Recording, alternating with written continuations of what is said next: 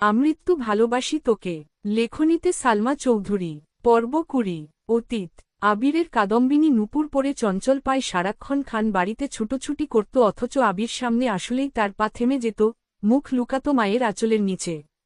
আবির খুব চেষ্টা করেছিল ললনার অভিমান ভাঙানোর, কিন্তু সে প্রতিবারই ব্যর্থ হয়েছিল।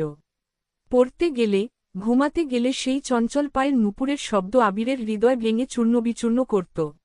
যেই ছুটোছুটি, যেই চঞ্চলতা সে নিজের চোখে দেখতে পারে না, তার শব্দ কানে আসলে আকাশ ভেঙে পড়ত মাথায়।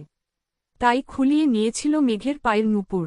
দেশ ছেড়ে যাওয়ার কিছুদিন পূর্বে তানভীরকে জড়িয়ে ধরে 2 বছরের জমাটবদ্ধ নীল পাহাড় তারা চিহ্ন নিয়ে অঝরে কেঁদেছিল আবির।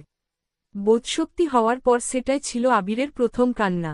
লোকে বলে পুরুষ মানুষের কাঁদা নিষেধ, কান্না এলেও কাঁদা যাবে না, চাপিয়ে রাখতে হবে তা মনের গহীনে।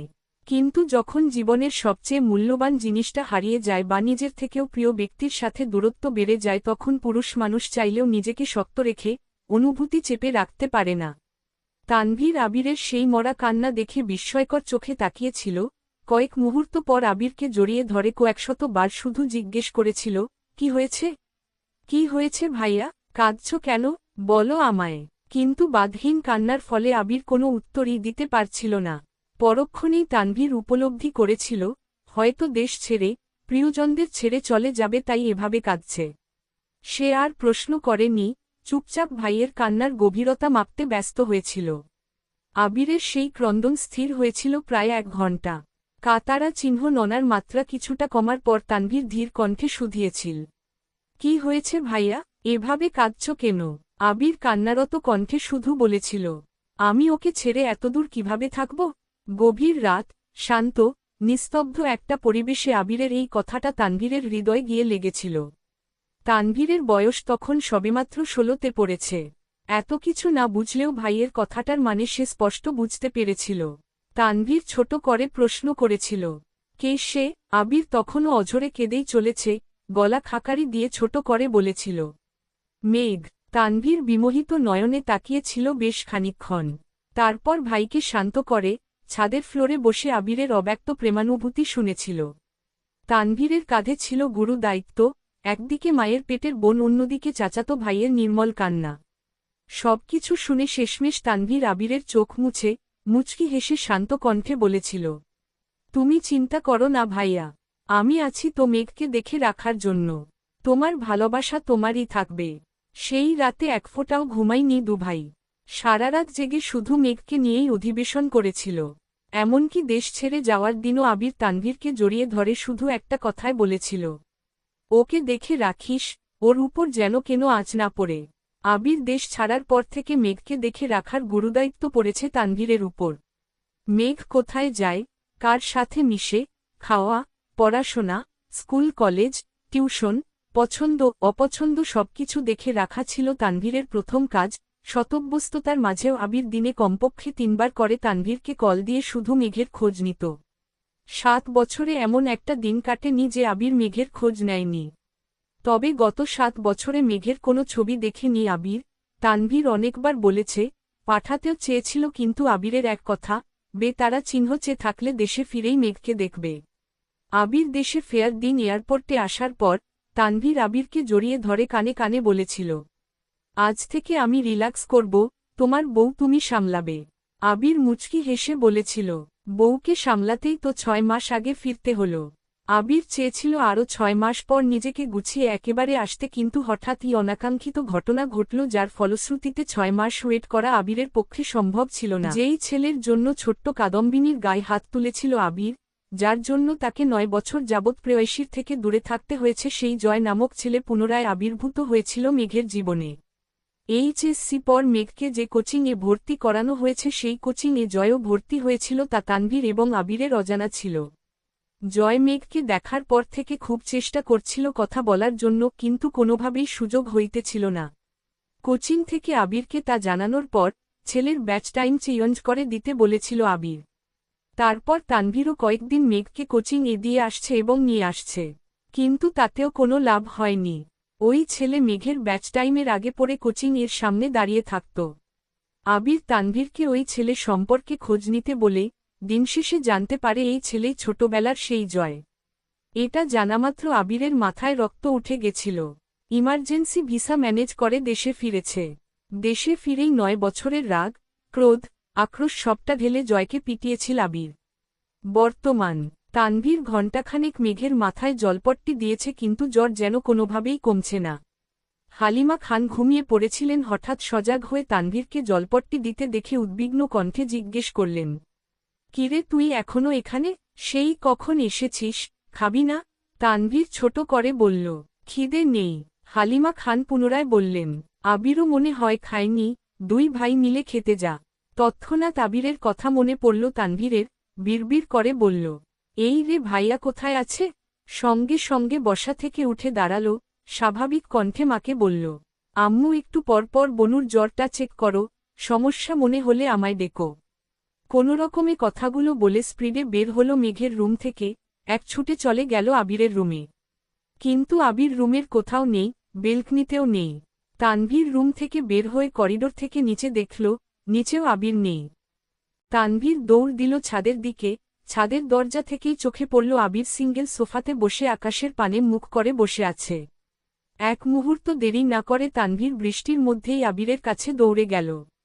ছোটাছুটির ফলে তানভীরের শ্বাস নিতে কষ্ট হচ্ছে, কয়েকবার ঘন ঘন শ্বাস ছেড়ে আবিরকে ডাকল, ভাইয়া বৃষ্টির মধ্যে বসে আছো কেন? রুমে চলো। আবির আকাশের দিকে দৃষ্টি রেখেই শক্ত কণ্ঠে উত্তর দিল, তুই রুমে যা। তানভীর পুনরায় বলল, প্লিজ ভাইয়া, রুমে চলো। কি পাগলামি শুরু করছো তোমরা? আবির ক্রন্দিত কণ্ঠে জবাব দিল, আমার জন্য মেঘের আজ এই অবস্থা। আমার মরে যাওয়া উচিত। আবিরের অবিদিত কথায় তানভীরের প্রচণ্ড রাগ হল, রাগে ফুঁসতে ফুঁসতে বলল, তোমাদের মরতে হবে না, আমিই মরে যাই, তাতেই তোমাদের শান্তি হবে। আবির ধমকের স্বরে বলল, তানভীর। তানভীর ধীরকণ্ঠে বলল, আমাকে ধমকাচ্ছ কেন? বনু না হয় অবুঝ, পাগলামি করে ফেলছে, তাই বলে তুমি কেন পাগলামি করছো ভাইয়া? তোমার কি এমন কাজ করা মানাচ্ছে? একটু থেমে রাশভারী কণ্ঠে পুনরায় বলল, রাকিব ভাইয়া তোমার অবস্থা দেখে ভয় পেয়ে আমায় কল দিয়েছিল। তুমি যদি স্ট্রং না থাকো তাহলে মেঘকে কে সামলাবে বলো? তুমি তো জানো ভাইয়া, আমার জীবনে মেঘ আর তুমি সবচেয়ে কাছের মানুষ, তোমার বা মেঘের কিছু হলে আমি বাঁচতে পারবো না, প্লিজ পাগলামি করো না। রুমে চলো। প্রথম কথাগুলো শক্ত কণ্ঠে বললেও শেষ কথাগুলো বলার সময় তানভীরের গলা ভিজে আসছিল। আবির যেন বিগ্রহের ন্যায় বসে আছে। তানভীর বেশ কিছুক্ষণ শান্ত কণ্ঠে আবিরকে বুঝিয়ে রুমে নিয়ে গেছে। আবিরকে শাওয়ার নিতে ঢুকিয়ে তানভীর ও নিজের রুমে গিয়ে ফ্রেশ হয়ে এসেছে। আবিরের মুখোমুখি তানভীর বসেছে। ছাদে অন্ধকার থাকার কারণে আবিরের অভিব্যক্তি বোঝা যায়নি। আবিরের চোখ মুখ ফুলে আছে, দেখে বুঝাই যাচ্ছে বেশ খানিকটা সময় কেঁদেছে, তার উপর বৃষ্টি। এখনও চোখ টকটকে লাল হয়ে আছে। তানভীর আবিরের হাতটা সামনে এনে এপাশ ওপাশ ঘুরিয়ে দেখল। হাতের অবস্থা খুব খারাপ। তানভীর ঔষধের বক্স থেকে একটা মলম বের করে অল্প অল্প করে লাগিয়ে দিচ্ছে। আবির দাঁতে দাঁত চেপে তা সহ্য করছে। গত 1 ঘণ্টা যাবৎ আবিরকে বুঝিয়ে তানভীর রুমে এনেছে, এখন কোনোভাবেই রিয়েক্ট করা যাবে না। তানভীর যথেষ্ট শান্ত আর হাস্যোজ্জ্বল একটা ছেলে, তবে রাগ উঠলে কেমন যেন গম্ভীর হয়ে যায়। আবিরের হাতে মলম লাগিয়ে তানভীর আস্তে করে বলল, ব্যান্ডেজ করে দিব ভাইয়া? আবির স্বাভাবিক কণ্ঠে জবাব দিল, ব্যান্ডেজ লাগবে না, খোলা থাকলে তাড়াতাড়ি ঠিক হবে। তানভীর স্বাভাবিক কণ্ঠে বলল, ভাইয়া খাবে না? আবির গম্ভীর কণ্ঠে উত্তর দিল, না। তানভীর কোমল স্বরে বলল, প্লিজ ভাইয়া চলো না, খেতে যাই। আবির নিরেট কণ্ঠে জানালো, আমি খাবো না বললাম তো, তুই খেয়ে নে। তানভীর বুঝতে পারল ভাইকে জোর করে কোনো লাভ হবে না, তাই চুপচাপ রুম থেকে বেরিয়ে চলে গেল। আবিরের বাকি রাত কাটল বেকনিতে দাঁড়িয়ে। ধীরে ধীরে ভারী বর্ষণ কমেছে, ঝিরিঝিরি বৃষ্টিও এক সময় কমেছে। ফরজের নামাজ পড়ার জন্য আবির বাসা থেকে বেরিয়ে গেছে, ফিরেছে ঘণ্টা 2 পর। প্রতিদিন সকাল বেলা নিচে রান্না আর পেপার পড়ার ধুম লাগলেও আজ ড্রয়িং রুম সম্পূর্ণ ফাঁকা। আবির দীর্ঘ পায়ে সিঁড়ি দিয়ে উঠল। মেঘের রুমে সবাই হুমড়ি খেয়ে পড়েছে। আলী আহমদ খান, মোজাম্মেল খান, ইকবাল খান থেকে শুরু করে বাড়ির 3 কর্তি, এমনকি মিম আদি আর তানভীরও উপস্থিত সেখানে। মেঘ শঙ্কিত হয়ে রইল। সবাই যেন একজোটে মেঘের উপর হামলা চালাচ্ছে। মেঘ সবার দিকে বারবার তাকাচ্ছে শুধু। মোজাম্মেল খান রাগান্বিত কণ্ঠে প্রশ্ন করলেন, বৃষ্টিতে ভিজতে গেছিলি কেন? বৃষ্টিতে ভিজলে যে জ্বর উঠবে, সেই বোধশক্তি কি তোর হয়নি এখনো? ইকবাল খান মোজাম্মেল খানকে শান্ত করতে ব্যস্ত। এর মধ্যে আলী আহমদ খান ধীর কণ্ঠে বলে উঠলেন, এখন 1 মিনিট নষ্ট করা একটা দিন নষ্ট করার সময়। ইচ্ছেকৃত জ্বর বাঁধানো কি ঠিক হয়েছে তোমার? কথাটা শান্ত স্বরে বললেও এই কথার অভিপ্রায় অষ্টাদশীর বোধগম্য হল। মালিহা খান, আকলিমা খানও যেন একজোটে বিলাপ শুরু করেছে। যে যার মতো প্রশ্ন করছে, কোথা থেকে ভিজে আসছিস? কখন গেছিলি? ভিজলি কেন? আরও কত কত প্রশ্ন। মেঘ নির্বাক চোখে শুধু তাকিয়ে আছে। সে কি করে বলবে আবির ভাই অন্য কোনো মেয়ের প্রতি কনসার্ন, এইটা সহ্য করতে না পেরে এমনটা করেছে। হালিমা খান কোমল কণ্ঠে বললেন, তোর জন্য খাবার নিয়ে আসিমা, অল্প খেয়ে নে প্লিজ। মেঘ সবার উপরে উঠা রাগ যেন মায়ের উপর ঝাড়ল, কাপা কাপা গলায় চিৎকার দিয়ে বলল, বললাম তো খাবো না, তেতো লাগে সবকিছু। কথাটা ঠিকমতো শেষও করতে পারল না। আবির হাজির হল রুমে। মেঘের দৃষ্টি আবিরের দিকে পড়তেই আকস্মাৎ কম্বল টানল কপাল পর্যন্ত। আবির গম্ভীর কণ্ঠে বলল, এখানে এত ভিড় করার মতো কি হয়েছে? অসুস্থ রোগী দেখতে এসেছ, দেখে চুপচাপ চলে যাবে। রোগীকে এত প্রশ্ন করছ কেন? ডাক্তার বলেছেন, ওরে কোনো প্রকার চাপ না দিতে, অনুগ্রহ করে ওকে একটু শান্তিতে থাকতে দাও। একদমে কথাগুলো বলল আবির। ইকবাল খান ভাতিজার রাগ বুঝতে পেরে শান্ত কণ্ঠে বললেন, না মানে মেঘ জেনে বুঝে বৃষ্টিতে কেন ভিজেছে এটাই সবাই জিজ্ঞেস করছিল। আর কিছু না। আবির কণ্ঠ দ্বিগুণ ভারী করে বলল, ওর ইচ্ছে হয়েছে বৃষ্টিতে ভেজার তাই ভিজেছে। তাছাড়া জ্বর হলে মাথা ফ্রেশ হয়। এখন সবাই নাস্তা করতে যাও। মেঘ কম্বলের নিচ থেকে ভেঙচি কেটে মনে মনে বলল, যার জন্য করি চুরি সেই বলে চোর। আপনি আমায় বাধ্য করেছেন বৃষ্টিতে ভিজছে আর এখন সবার সামনে সেটা আমার ইচ্ছে বলে চালিয়ে দিচ্ছেন। বাহি তারা চিহ্ন টলার বাহ কি বুদ্ধি আপনার। বাড়ির কেউ কোনো কথা বলল না। চুপচাপ সকলে রুম থেকে বের হতে লাগল।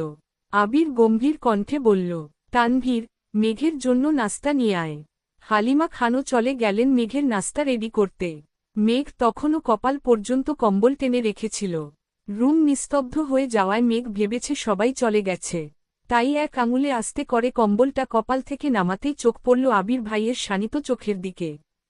মেঘ আর আবিরের চোখাচোখি হতেই আবির একটানা দুবার ভ্রু নাচাল। আবির ভাইয়ের এমন কাণ্ডে মেঘ হেসে ফেলল। তৎক্ষণাৎ মনে পড়ে গেল, ও তো আবির ভাইয়ের উপর রেগে আছে। আকস্মাৎ মুখ গোমরা করে ফেলল মেঘ। আবির চেয়ার টেনে মেঘের বিছানার পাশে বসে মৃদু কণ্ঠে শুধাল, এখন কেমন লাগছে? জ্বর কি কমেছে? মেঘ ওষ্ঠ উল্টালো, কিছুই বলল না। আবির সহসা মেঘের কপালে হাত রাখল, সাথে একবার গলায় হাত রেখে সঙ্গে সঙ্গে কপাল কুঁচকে হাত সরিয়ে নিল। তটস্থ হয়ে বলল, এখনও তো অনেক জ্বর। বসা থেকে উঠে টেবিল থেকে থার্মোমিটার নিয়ে বিছানায় বসে মেঘের জিহ্বার নিচে ধরল। মেঘ হা করে তাকিয়ে আছে আবির ভাইয়ের দিকে। আবির কপাল কুঁচকে তাকিয়ে রইল মেঘের দিকে। দুজনেই নিস্তব্ধ, দুই জোড়া চোখ গভীরভাবে অনুবন্ধী। মেঘের বুকের ভেতর তোলপাড় শুরু হচ্ছে। এর মধ্যে তানভীর গলা খাকারি দিয়ে রুমে ঢুকল। তৎক্ষণাৎ দৃষ্টি সরিয়ে নিল আবির। তানভীরের কণ্ঠ শুনে মেঘ দৃষ্টি সরিয়ে ভাইয়ের দিকে চাইল। আবির থার্মোমিটার চেক করতে ব্যস্ত হল। তানভীর ভাইয়ের দিকে প্লেট বাড়াতেই মেঘ চোখ গোল গোল করে তাকাল। মনে মনে বলল, এখনও কি আবির ভাই খাইয়ে দিবেন আমায়? আবির কোনোদিকে না তাকিয়ে ছোট করে বলল, তুই খাইয়ে দে। তানভীর বিস্ময় সমেত তাকাল আবিরের দিকে। আবির তানভীরকে চোখ দিয়ে ইশারা করতেই তানভীর স্বাভাবিক ভঙ্গিতে বলল, ঠিক আছে আমিই খাইয়ে দিচ্ছি। আবির বিছানা থেকে উঠে চেয়ারে বসে আছে। তানভীর মেঘকে উঠিয়ে খাওয়ানো শুরু করল।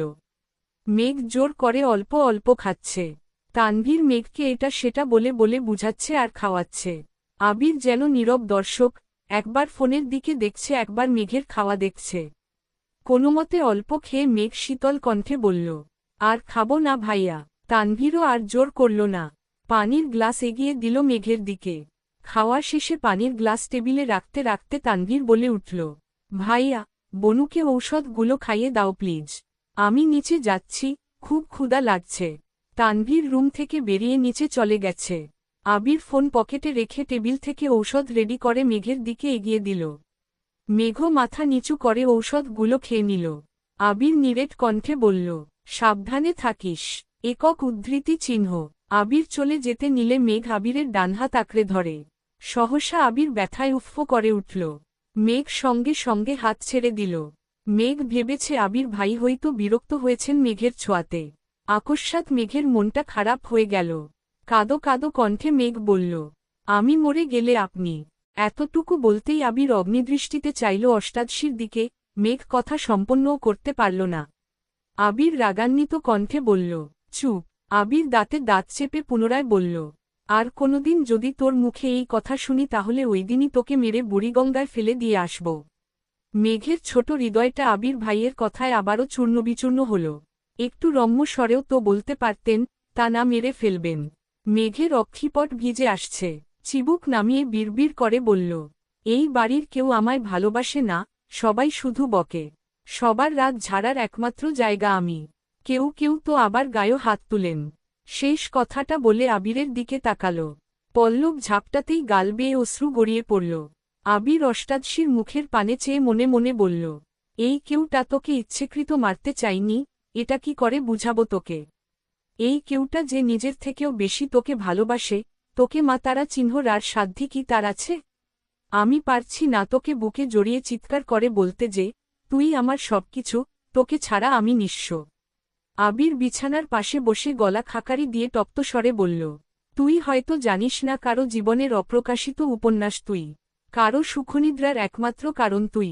তোর চোখের ওই চাহনি, কারো নব্যস্বপ্নের সূচনা। তোর এই অনাদেয় কর্মকাণ্ডে খুব শীঘ্রই কারো মস্তিষ্কে রক্তক্ষরণ ঘটার কারণ হবে। সময় থাকতে সাবধান হয়ে যা, মেঘ। মেঘ বিস্ময়কর দৃষ্টিতে চেয়ে রইল। জ্বরের ঘোরে কথাগুলোর মানে বুঝল কি না কে জানে। মেঘ কণ্ঠ খাদে নামিয়ে বলল, কার? আবির দীর্ঘশ্বাস ফেলে প্রখর স্বরে বলল, তোর বাবা মায়ের। নিজের মনের ভাব চাচ্চু আর মাম্মির উপর চাপিয়ে দিতে বাধ্য হল আবির। মেঘ অক্ষি পল্লব ঝাপটে বৃহৎ নয়নে চেয়ে আছে আবিরের দিকে। আবির ঠান্ডা কণ্ঠে বলল, আর কার ভালোবাসা প্রয়োজন তোর? আমার আব্বু যেখানে আমার সাথে প্রয়োজনের বাহিরে কোনো কথা বলে না সেখানে তোর ইচ্ছে অনিচ্ছা নিয়ে ভাবে। আম্মুর ভালোবাসা আশা করি আমার তোকে বুঝাতে হবে না। কাকাম্নি কাকিয়া তো ওদের সন্তানের থেকেও তোকে বেশি আদর করে। চাচ্চু আর মাম্মির কথা কি বলবো তোকে? চাচ্চুর আর মাম্মির খুব শখ ছিল একটা মেয়ে বাবুর। তোর জন্মের পর দুজন খুশিতে এত কান্না করছে যে এলাকার মানুষ ভেবেছিল এই বাড়িতে কেউ মারা গেছে। তানভীর ছেলে হয়েও এতটা গুরুত্ব পায়নি, যতটা গুরুত্ব তুই চাচ্চু আর মাম্মির থেকে পাস। তানভীরের জীবনে বাবা মায়ের পরেই তোর অবস্থান। মিম আদি তো তোরই ভক্ত। খান বাড়িতে তোর যতটুকু অগ্রাধিকার তা আমাদের কারণেই। আর কার ভালোবাসা চাস? একসাথে কথাগুলো বলে আবির থামল, তারপর দীর্ঘশ্বাস ছেড়ে বলল, উল্টাপাল্টা কথা ভেবে নিজেকে কষ্ট দেয়া বোকামি ছাড়া কিছুই না। মেঘ ডাগর ডাগর চোখে তাকিয়ে চিন্তিত কণ্ঠে শুধাল, আপনার কথা বললেন না কেন? মেঘের প্রশ্ন শুনে আবির ঢুক গিলে কপাল কুঁচকাল, তারপর শক্ত কণ্ঠে বলল, তোর এখন রেস্ট নেয়া প্রয়োজন। আবির চেয়ার থেকে উঠতে নিলে মেঘ আবিরের ডানহাতের দু আঙুল আঁকড়ে ধরে। সঙ্গে সঙ্গে আবির দাঁতে দাঁত চেপে চোখ বন্ধ করে ফেলে। মেঘ সহসা আবিরের হাতের দিকে চাইল। আবিরের হাতের কাটা অংশে চাপ পড়ায় রক্ত বের হচ্ছে, সঙ্গে সঙ্গে হাত ছেড়ে দেয় মেঘ। মেঘ আর্তনাদ করে বলল, আবির ভাই আপনার হাত এতটা কেটেছে কিভাবে? আবির তপ্ত স্বরে শুধু বলল, এমনি। আর কিছু না বলে রুম থেকে বেরিয়ে গেল। মেঘ নির্বাক চোখে তাকিয়ে আবির ভাইয়ের প্রস্থান দেখল। মেঘের মনে পড়ল মেইন গেইটের পাশের দেয়ালে ঘুষি দেয়ার কথা, ধরে নিল এর ফলেই আবির ভাইয়ের হাত কেটেছে। অষ্টাদশী জানতেও পারল না তাকে থাপ্পড় দেয়ার অপরাধে আবির কতশত ঘুষিতে নিজেকে আহত করেছে। গতকালের ঘটনাগুলো পরপর মনে হতেই মেঘের নিজের উপর বড্ড রাগ হল। আবির ভাইয়ের অনুভূতি জানতে চাওয়ার কি দরকার ছিল? রাগে নিজের গালে থাপ্পড় দিতে ইচ্ছে হল মেঘের। আবির ভাই জান্নাত আপুকে পছন্দ করলে মেঘের ব্যাপারে কোনো অনুভূতি থাকবে না, এটাই তো স্বাভাবিক। আবিরের সাথে এই জীবনে কখনো মেঘের সুসম্পর্ক ছিল বলে মনে পড়ছে না মেঘের। এই হিটলার স্বভাবের ব্যক্তির জন্য আজ সে জ্বরে ভুগছে, এটা ভাবতেই মাথায় রক্ত উঠছে। আবির মেঘের রুম থেকে বেরিয়ে নিজের রুমে গেল। একটা তালা নিয়ে ছাদের গেইটে তালা ঝুলিয়ে দিল। তারপর নাস্তার টেবিলে চলে গেল। ততক্ষণে নাস্তার টেবিল ফাঁকা হয়ে গেছে। 3 কর্তি রান্নাঘরে কাজ করছে আর এটা সেটা নিয়ে কথা বলছে। আবির রান্নাঘরের সামনে গিয়ে রাশভারী কণ্ঠে বলল, ওয়াই ছাদের গেইটে কে তালা দিয়েছি। তোমাদের কারো ছাদে যাওয়ার প্রয়োজন হলে আমার রুম থেকে চাবি নিয়ে যেও। আকলিমা খান চিন্তিত কণ্ঠে শুধালেন, মেঘ কি রাতে ছাদে গিয়ে ভিজেছিল? আবির উপর নিচ মাথা নাড়ল শুধু। মালিহা খান হালিমা খানের দিকে তাকিয়ে বললেন, যে মেয়ে ভূতে ভয় পাই, সন্ধ্যার পর বৃষ্টি হলে কানে আঙুল দিয়ে বসে থাকে, সেই মেয়ে এত রাতে ছাদে গেল কিভাবে? হালিমা খান নির্বাক চোখে তাকিয়ে রইল মালিহা খানের দিকে। এই প্রশ্নের উত্তর ওনার কাছেও নেই। আবির কণ্ঠ দ্বিগুণ ভারী করে বলল, তোমাদের এসব নিয়ে গবেষণা করতে হবে না। যা হওয়ার হয়েছে। মেঘকে এই বিষয় নিয়ে আর কোনো প্রশ্ন করবা না। ছাদে না যেতে পারলে এমন কাণ্ড আর ঘটাতে পারবে না। এই টপিক এখানেই শেষ। আবির চুপচাপ নাস্তা করে নিজের রুমে চলে গেছে। তানভীরের সারাদিন কাটল চায়ের পর চা খেতে খেতে। আবিরের জন্য ঘণ্টাখানেক তানভীরকেও বৃষ্টিতে ভিজতে হয়েছিল, যার ফলস্বরূপ গলা ব্যথা, সর্দির উপক্রম হয়েছে। বিকেলে আবার এমপির সম্মেলনে যেতে হবে, তাই চা কফি খেয়ে গলা ঠিক রাখছে। দুপুরে খাবার খেয়ে বেরিয়ে পড়েছে সম্মেলনের উদ্দেশ্যে। আবির সারাদিনেও রুম থেকে বের হল না। ৩টার দিকে মালিহা খান আদিকে পাঠিয়েছিল ডাকার জন্য, কিন্তু আবির ঘুমাচ্ছে দেখে আদি দরজা থেকেই চুপচাপ চলে আসছে। আরও কিছুক্ষণ পর বাধ্য হয়ে মালিহা খান নিজেই সিঁড়ি দিয়ে উঠে গেলেন ছেলের রুমে। দরজা থেকে একবার আবিরকে ডাকল, কিন্তু কোনো সাড়া নেই। মালিহা ছেলের কাছে গিয়ে বাহুতে হাত দিতেই আটকে উঠলেন। জ্বরে আবিরের গা পুড়ে যাচ্ছে, ডান হাত ফুলে গেছে কনুই পর্যন্ত। মালিহা খান এই ছেলেকে ডাকছে, আবির জ্বরের ঘোরে কিছুই বলতে পারছে না। মালিহা খান রুম থেকে বেরিয়ে হাঁকডাক শুরু করলেন। ইকবাল খান সোফায় বসে টিভি দেখছিলেন, ভাবির ডাক শুনে দৌড়ে গেলেন। মেঘ ঘুমাচ্ছিল, হালিমা খান মেঘের মাথায় জলপট্টি দিচ্ছিলেন। বড় জায়ের আর্তনাদে মেঘের রুম থেকে বেরিয়ে ছুটে গেলেন আবিরের রুমে। আবিরের মুখমণ্ডল অন্ধকার হয়ে আছে। হাতের ব্যথার সাথে দীর্ঘ সময় বৃষ্টিতে ভেজার ফলে এই দশা হয়েছে। ইকবাল খান সঙ্গে সঙ্গে ডাক্তারকে কল দিয়েছেন। ঘণ্টাখানেক পর পরিস্থিতি শান্ত হল। আবিরকে ব্যথার ঔষধ খাওয়ানো হয়েছে। মালিহা খান ছেলের মাথায় জলপট্টি দিতে ব্যস্ত হল। হালিমা খান বেরিয়ে মেঘের রুমে গেলেন, ততক্ষণে মেঘের ঘুম ভেঙে গেছে। হালিমা খানের থমথমে চেহারা দেখে মেঘ শঙ্কিত হল, উদ্বিগ্ন কণ্ঠে শুধাল, কি হয়েছে আম্মু? হালিমা খান মেয়ের কাছে বসতে বসতে বললেন, তোরা ৩ ভাই বোন মিলে কি শুরু করছিস বলতো? মেঘ স্বাভাবিক কণ্ঠে বলল, কেন, কি হয়েছ? হালিমা খান তপ্ত স্বরে বললেন, এদিকে তোর অবস্থা খারাপ, ওদিকে তানভীরের লাগছে সর্দি। সকাল থেকে চা কফি খেতে খেতে কিছুক্ষণ আগে বের হল, এখন আবার আবিরের। মেঘ আতকে উঠে প্রশ্ন করল, কি হয়েছে আবির ভাইয়ের? হালিমা খান কোমল কণ্ঠে বলা শুরু করলেন, রাত থেকেই তো ছেলেটা দৌড়ের উপর। বৃষ্টিতে ভিজে অফিস থেকে আসছে, তারপর তোরে ছাদ থেকে রুমে এনে রেখে ডাক্তার আনতে গেছে, আবার ডাক্তারকে দিয়ে ঔষধ নিয়ে আসছে। কিভাবে যেন হাত কাটছে, সেই হাত ফুলে ব্যথায় এখন জ্বর উঠে গেছে। জ্বরে চোখ খুলতে পারছে না ছেলেটা। মেঘ মায়ের দিকে ড্যাব করে তাকিয়ে আছে আর মনে মনে ভাবছে, আবির ভাই আমার জন্য এত কিছু করেছে। আমৃত্যু ভালোবাসি তোকে। লেখনীতে সালমা চৌধুরী। ২১। তৎক্ষণাৎ মেঘের অভিব্যক্তি বদলে গেল, চোয়াল শক্ত হয়ে এলো। দীর্ঘশ্বাস ছেড়ে কপাল কুঁচকাল। মনে মনে বলল, আমি ওনাকে নিয়ে ভাবছি কেন? ওনাকে নিয়ে ভাবার তো মানুষ আছেই। তাছাড়া উনি আমায় মেরেছেন, তার শাস্তি আল্লাহ ওনাকে দিয়েছেন। আমার তো এতে খুশি হওয়ার কথা। কথাগুলো ভেবেই গাল ফুলালো, তারপর মায়ের মলিন মুখের পানে একবার তাকিয়ে আবার মনে মনে বলা শুরু করল, যেখানে আম্মু আব্বু আর ভাইয়া কোনোদিন আমার গায়ে হাত তুলেনি, সেখানে উনি আমার গায়ে হাত তুললেন কোন অধিকারে? তাও আবার আরেকজনের জন্য। উনি আমাকে পছন্দ করলেও মেনে নিতাম। উনি তো জান্নাত আপুকে ভালোবাসেন, তাহলে আমার উপর অধিকার দেখাতে আসেন কেন? কারো জীবনে অবাঞ্ছিতের ন্যায় পড়ে থাকার চেয়ে একাকী জীবন কাটানো অনেক ভালো। আমি আপনার জীবনে অবাঞ্ছিত হয়ে থাকতে চাই না। আজ থেকে আমার মনে হিটলারের কোনো অস্তিত্ব থাকবে না। একবার সুস্থ হয় শুধু, আমার জীবনের সকল সিদ্ধান্ত আমি নিব, আমার ব্যাপারে কাউকে নাক গলাতে দিব না। হালিমা খান মেয়ের কপালে হাত রেখে ব্যস্ত হলেন জলপট্টি দেওয়ার জন্য। গতরাত থেকে নাওয়া খাওয়া এক করে মেয়ের যত্ন নিচ্ছেন। চোখ মুখে ক্লান্তির ছাপ স্পষ্ট। মেঘের মাথায় জলপট্টি দিতে দিতে মেঘের চুলে হাত দিলেন। দীর্ঘ চুলে জট লেগে অগোছালো হয়ে আছে। হালিমা খান কোমল কণ্ঠে মেয়েকে বললেন, তুই সুস্থ হলে তোকে নিয়ে পার্লারে যাব। মেঘ ছোট করে শুধালো, কেন? হালিমা খান শ্বাস ছেড়ে শীতল কণ্ঠে বললেন, তোর চুলগুলো কাটাতে হবে। মেঘ আতকে উঠে বলল, না, চুল ছোট করব না আমি। হালিমা খান মেয়ের মাথায় হাত বুলাতে বুলাতে ঠান্ডা স্বরে বুঝাচ্ছেন, তুই তো নিজের যত্নই নিতে পারিস না, চুলের যত্ন কিভাবে নিবি? তার থেকে ভালো এখন চুলগুলো কেটে দিলে, ভর্তি পরীক্ষা দিতে দিতে দেখবি বড় হয়ে যাচ্ছে। মেঘ চুপচাপ মায়ের কথা শুনছে, কোনো প্রতিবাদ করল না, চোখ বন্ধ করে শুয়ে আছে। এখনও জ্বর 100 ডিগ্রি ফারেনহাইটেই আছে। ঔষধ খাওয়ানো হচ্ছে, তারপরও কমছে না। প্রয়োজন ছাড়া কারো সাথে কথা বলে না, সারাক্ষণ চোখ বন্ধ করেই শুয়ে থাকে আর না হয় ঘুমায়। তানভীর বিকেলে বের হয়েই এমপির সম্মেলনে গেল। সেখানে প্রোগ্রাম শেষ করে, তারা কয়েকজন মিলে এলাকায় বেরিয়েছে ভোট চাওয়ার জন্য। এক গলিতে কয়েকটা বাসায় ভোট চাওয়ার পর আচমকা তানভীরের নজর পড়ে মেইন রোডে। সাথের কয়েকজনকে দায়িত্ব দিয়ে তানভীর দৌড়ে বেরিয়ে এসেছে গলি থেকে। মেইন রোডে এসে গলা উঁচু করে ডাকল, এই মেয়ে, দাঁড়াও। বন্যা সহসা পিছনে ঘুরল, তানভীরকে দেখে বিস্মিত হয়ে বলল, ভাইয়া আপনি? তানভীর কয়েক কদম এগিয়ে বন্যার মুখোমুখি হয়ে গম্ভীর কণ্ঠে প্রশ্ন করল, আমি তোমার কোন জন্মের ভাই?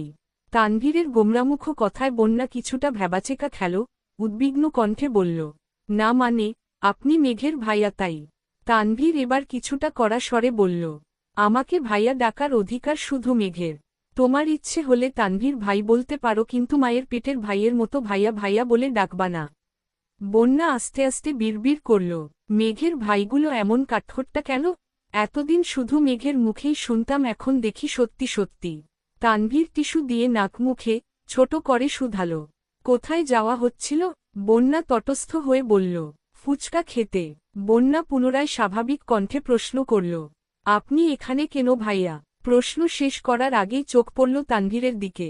তানভীর তীক্ষ্ণ দৃষ্টিতে চেয়ে আছে। বন্যা ঢুক গিলে ছোট করে বলল, সরি তানভীর ভাই।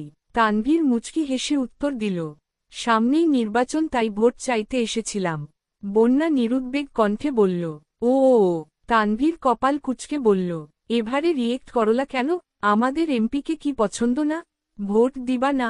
বন্যা আতঙ্কিত হয়ে তাকালো তানভীরের দিকে। ডানে বামে মাথা নাড়িয়ে বলল, না না, তেমন কোনো বিষয় না। তাছাড়া আমি তো ভোটারই হয়নি। তানভীর বিরক্তি নিয়ে বলল, তাতে কি হয়েছে? তোমার আব্বু, আম্মু, বড় বোন তো আছে, তারা তো ভোটার। যেভাবে রিয়েকশন দিচ্ছ মনে হচ্ছে গোষ্ঠীর কাউকে ভোট দিতে দিবে না। বন্যা মুখ ফুলিয়ে শ্বাস ছেড়ে আস্তে করে বলল, আপনাদের এমপিকেই ভোট দিতে বলল। তানভীর মোলায়েম কণ্ঠে বলল, ঠিক আছে, এখন বাসায় যাও, কিছুক্ষণের মধ্যেই তোমাদের বাসায় আসছি।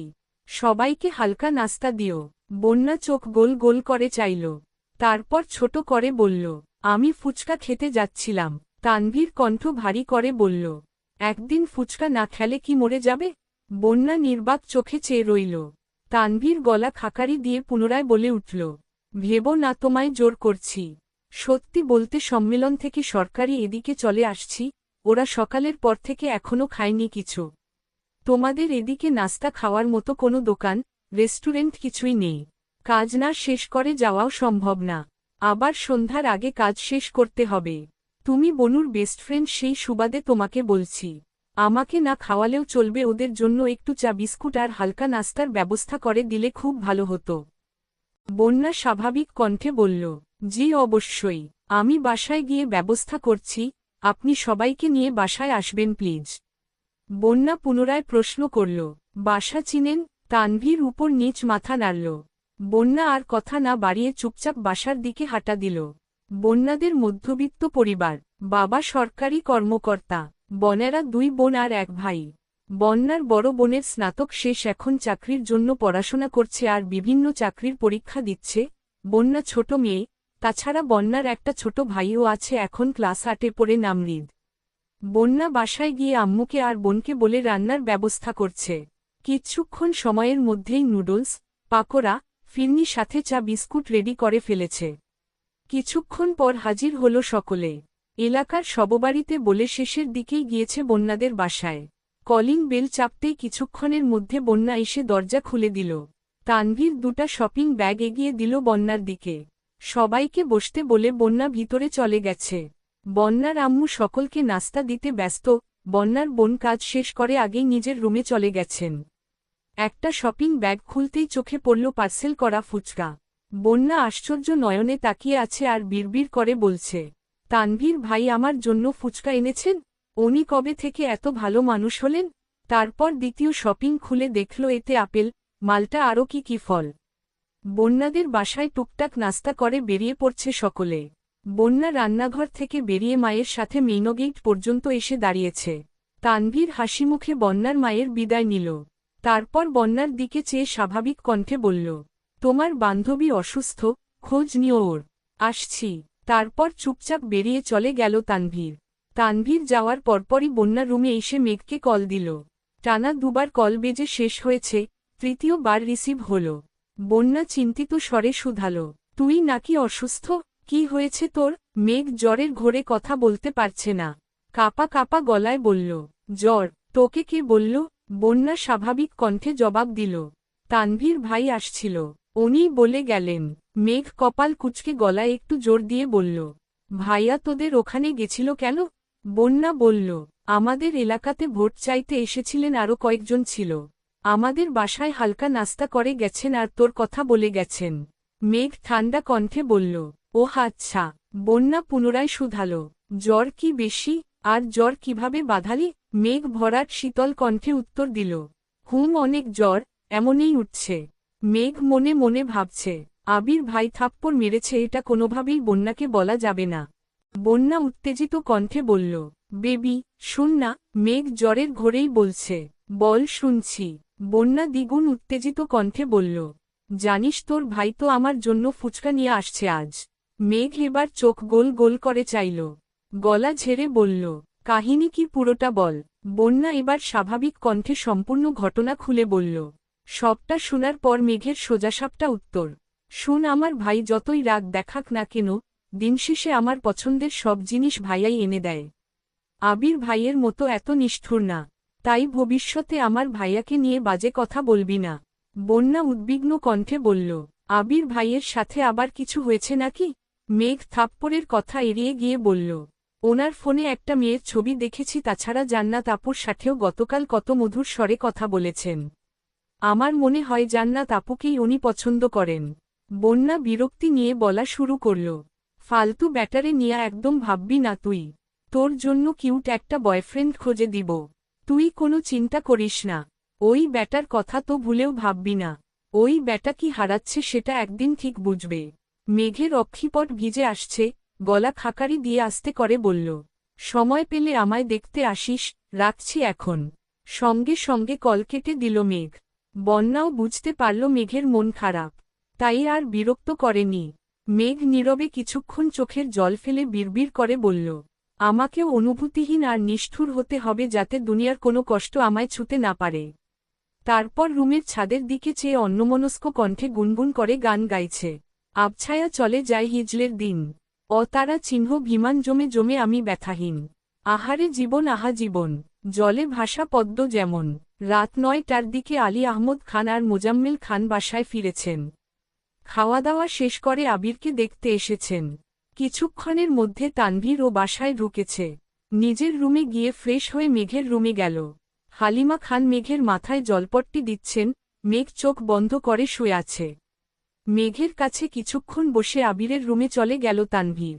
মালিহা খান ছেলের মাথার কাছে বসে বসে মাথায় হাত বুলাচ্ছেন, জ্বর কিছুটা কমেছে, তবে হাতে হালকা ব্যথার সাথে ফুলাটাও আছে। আলী আহমদ খান আর মোজাম্মেল খান চেয়ারে বসে আছেন। তানভীর রুমে ঢুকে অন্য পাশে ঘুরে এসে আবিরের বিছানায় বসল। কপালে হাত দিয়ে তাপমাত্রা বুঝার চেষ্টা করল। আলী আহমদ খান গম্ভীর কণ্ঠে বললেন, আবার কোথায় মারপিট করেছিলে? আবির নিস্তব্ধ হয়ে ছাদের দিকে চেয়ে আছে। আলী আহমদ খান পুনরায় শুধালেন, কি হল? কাকে মেরে নিজের হাতের এই অবস্থা করেছ? আবির আব্বুর দিকে চেয়ে নরম স্বরে বলল, আমি খুবই ভদ্র ছেলে, মারপিট একদমই পছন্দ করি না। আপনি শুধু শুধু টেনশন করেন আমাকে নিয়ে। আবিরের ভাবের কথা শুনে তানভীর বিস্ময় চোখে চেয়ে আছে আর মনে মনে বলছে, বাহ ভাইয়া বাহ, কি নাটকটাই না করছ।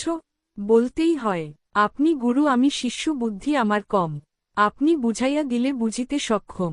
মোজাম্মেল খান কঠিন স্বরে বলে উঠলেন, মারপিট যদি নাই করবা তাহলে এই অবস্থা হলো কেন শরীরের? আবির আমতা আমতা করে বলল, রাস্তায় কিসের সাথে ধাক্কা লেগে কেটে গেছিল। তানভীর মিটিমিটি হাসছে আর মনে মনে বিড়বিড় করছে, আহারে বেচারা ভাই আমার। আলী আহমদ খান বিরক্তির স্বরে বললেন, আগেই বলেছিলাম বাইক না কিনতে। তিনটা প্রাইভেট কার থাকার পরও তোমাদের হয় না।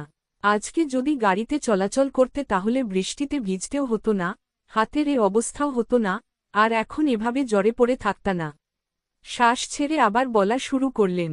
ঠিকই তো, তোমার বন্ধু সেদিন এসে তোমার কোম্পানির ওপেনিং ডে ইনভাইটেশন দিয়ে গেল, তুমি আধমরা হয়ে পড়ে থাকলে ওপেন কে করবে?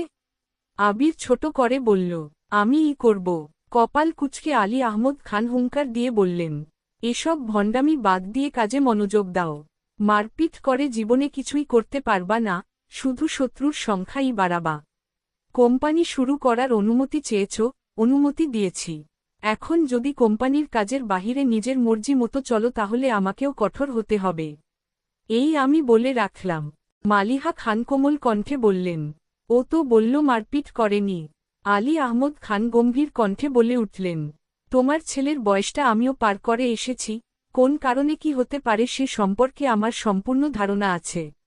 একটা সময় রাজনীতি আমিও করেছি, রাজনীতির জন্য কত কত জায়গায় আমিও মারপিট করেছি। কি লাভ হয়েছে তাতে? দিন শেষে সব ছেড়ে ব্যবসা শুরু করতে হয়েছে। তোমার ছেলেকে সময় থাকতে বুঝাও এসব ঝামেলাতে না জড়িয়ে কাজে মন দিতে।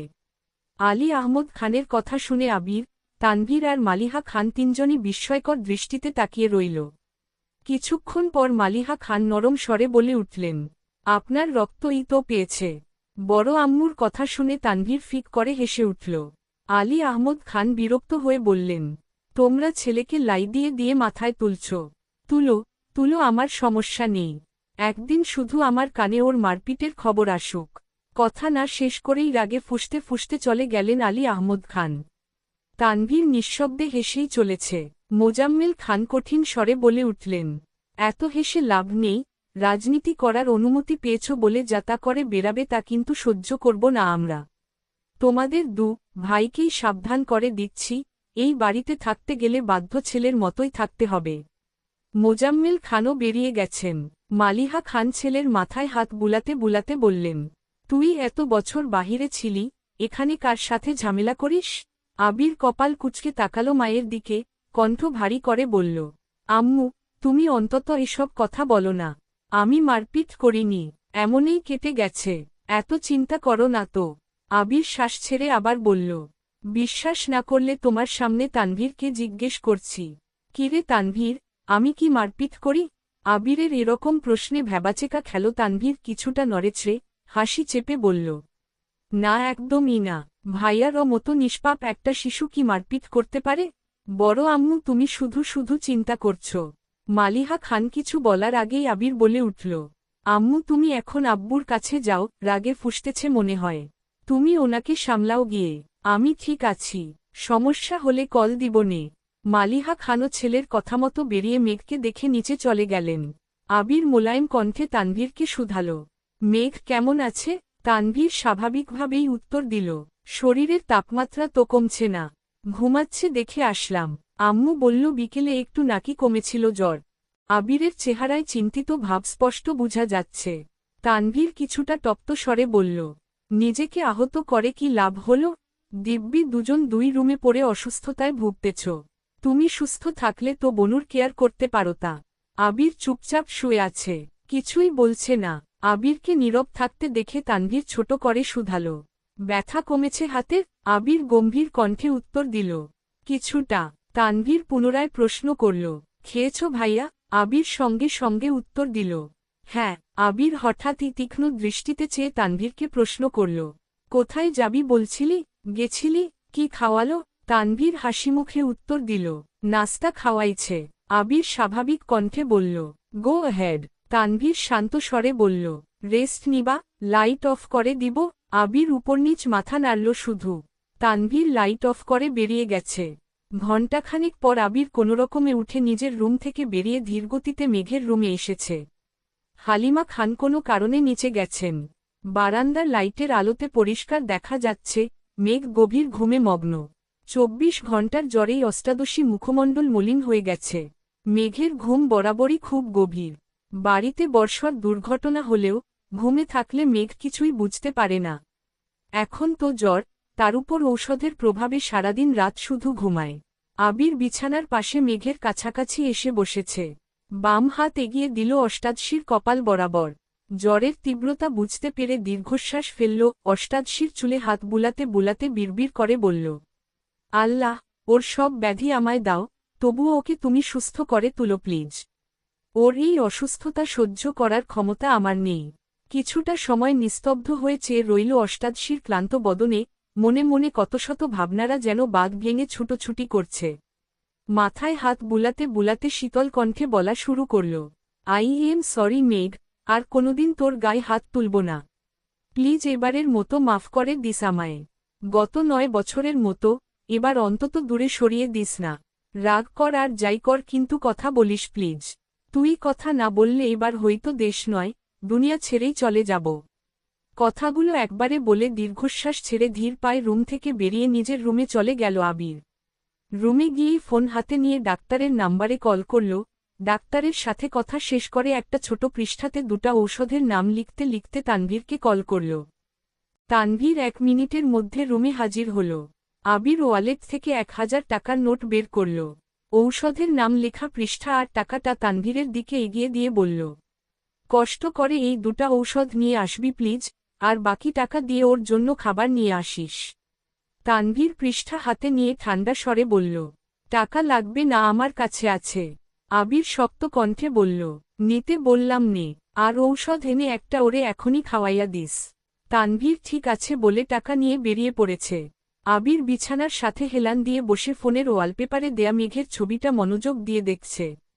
আবির দেশে ফেরার পর শুক্রবারে যখন সব আত্মীয়রা আবিরকে দেখতে আসছিল, সেই সময়ে সোফায় আবির আর মেঘ মুখোমুখি বসেছিল। তখনই আবির মেঘের ছবি তুলেছি। সেই ছবিটা এডিট করে ওয়ালপেপার দিয়ে রেখেছে। ছবিটা দেখতে দেখতে হঠাৎই ঠোঁটের কোণে এক চিলতে হাসি ফুটে উঠল আবিরের। তারপর গুনগুন করে গান গাইতে শুরু করল, তুই তো আমার সব রে পাগল, তুই তো আমার সব, তুই তো আমার বেঁচে থাকার বড় অনুভব। কেটে গেল 2 দিন। আবির কিছুটা সুস্থ হয়েছে, হাতের ব্যথা একেবারে সারেনি, ঔষধ চলছে। এর মধ্যে রাকিব, রাসেল সহ বাকি বন্ধুরাও দেখতে এসেছিল আবিরকে। এই 2 দিনে মেঘের জ্বর কমেছে ঠিকই, তবে শরীর অতিরিক্ত দুর্বল। হালিমা খান ঘণ্টায় ঘণ্টায় মেয়ের জন্য এটা সেটা রান্না করে নিয়ে আসে আর মেয়েকে জোর করে খাওয়ান। আবির রাতে দিনে বেশ কয়েকবার করে মেঘকে এসে দেখে যায়। মেঘ সজাগ থাকলেও আবিরকে দেখলেই চোখ বন্ধ করে শুয়ে থাকে। আবির 2-একটা কথা বললেও মেঘ যেন নিস্তব্ধ হয়ে থাকে, সর্বোচ্চ মাথা নাড়ে শুধু। রবিবার রাতে আবির বিছানায় বসে বামহাতে ল্যাপটপে কাজ করছিল। আগামীকাল 1 তারিখ, আবিরের অফিসের ওপেনিং ডে। ইকবাল খান দরজা এসে হালকা কাশি দিয়ে বললেন, ভিতরে আসব। আবির ল্যাপটপ থেকে চোখ সরিয়ে কাকামনির দিকে চেয়ে বলল, কাকামনি, ভেতরে আসো। ইকবাল খান চেয়ারে বসতে বসতে শুধালেন, শরীরের কি অবস্থা এখন? কাল কি অফিস করতে পারবি? আবির ঠান্ডা কণ্ঠে জবাব দিল, পারব। তাছাড়া রাকিব, রাসেল তো আছেই, সমস্যা হবে না আশা করি। ইকবাল খান একটু শক্ত কণ্ঠে বললেন, কালকে কিন্তু বাইক নিয়ে বের হবি না, আমি তোকে নিয়ে যাব। আবির মাথা নিচু করে বলল, আমি যেতে পারবো বাইকে। ইকবাল খান এবার কিছুটা রেগেই বললেন, তোকে তো তোর বাবা চাচার সাথে যেতে বলছি না, তুই আমার সাথে যাবি। আমি তো নিজের টাকা দিয়ে গাড়ি কিনেছি, এখানে ওনাদের অধিকার নেই। আবির গম্ভীর কণ্ঠে বলল, তারপরও? ইকবাল খান রাগান্বিত কণ্ঠে বলে উঠলেন, তারপরও বলতে কিছু নেই, তুই আমার সাথে যাবি, এটাই শেষ কথা। আর তুই যদি এই অবস্থায় বাইক নিয়ে বের হতে যাস তখন তো ভাইজান ডাইরেক্ট নিষেধ করবেন। তখন তো বাবার আদেশ মানতে ঠিকই বাধ্য হবি। এত ঝামেলার দরকার নেই, তুই কাল আমার সাথে যাচ্ছি, সেটাই শেষ কথা। আবির দীর্ঘশ্বাস ছেড়ে বলল, ঠিক আছে। সোমবার সকাল সকাল আবির একেবারে পরিপাটি হয়ে রুম থেকে বের হয়ে মেঘের রুমে ঢুকল। ফিটফাট সুদর্শন আবির ভাইকে দেখে মেঘের বুকের ভেতর ধুকপুক শুরু হয়ে যাচ্ছে। মেঘ বিপুল চোখে তাকিয়ে নিজেকে নিজে প্রশ্ন করছে, ওনাকে এত ভাল্লাগে কেন? দেখলেই যেন মনটা শান্তিতে ভরে যায়। আবির মেঘের কাছাকাছি এসে মোলায়েম কণ্ঠে শুধাল, বসতে পারি? মেঘ নির্বাক তাকিয়ে রইল, কয়েক মুহূর্ত পর মাথা হেলিয়ে বুঝাল, বসার জন্য।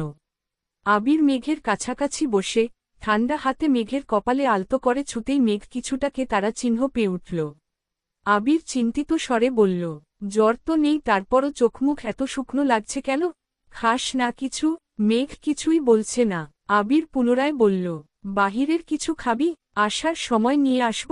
মেঘ সঙ্গে সঙ্গে মাথা নেড়ে না করল। আবির উদ্গ্রীব হয়ে বলল, কি খাবি বল? রেস্টুরেন্টের খাবার? কেক, বিস্কিট, চানাচুর, চিপস, চকলেট নাকি আইসক্রিম? মেঘ আস্তে করে বলল, কিছু খাবো না। আবির ভ্রু নাচিয়ে শুধাল, চিপসও খাবি না? মেঘ ছোট করে বলল, না। না বলেই সঙ্গে সঙ্গে ওষ্ঠ উল্টাল। আবির তীক্ষ্ণ দৃষ্টিতে চেয়ে দীর্ঘশ্বাস ছেড়ে বলল, আচ্ছা বাদ দে, আজ আমার নিজস্ব অফিসের প্রথম দিন। দোয়া করিস আমার জন্য। মেঘ আশ্চর্য নয়নে তাকিয়ে মনে মনে ভাবছে, আবির ভাই আমার কাছে দোয়া চাইতে এসেছেন। এটা কি স্বপ্ন নাকি? মেঘ মন খারাপ সরিয়ে হাসিমুখে বলল, ফি আমানিল্লাহ। আপনার জন্য অনেক অনেক শুভকামনা রইল। মনে মনে বলল, দোয়া করি আপনি আপনার ব্যবসা আর জান্নাত আপুকে নিয়ে সুখে থাকুন। আবির স্বাভাবিক কণ্ঠে বলল, ধন্যবাদ। তুই সাবধানে থাকিস আর খাওয়া দাওয়া ঠিকমতো করিস। আসছি। আবির রুম থেকে বের হতে হতে মনে মনে বলছে, দোয়া কর যেন খুব তাড়াতাড়ি সাকসেসফুল হতে পারি আর তোকে আমার করে নিতে পারি।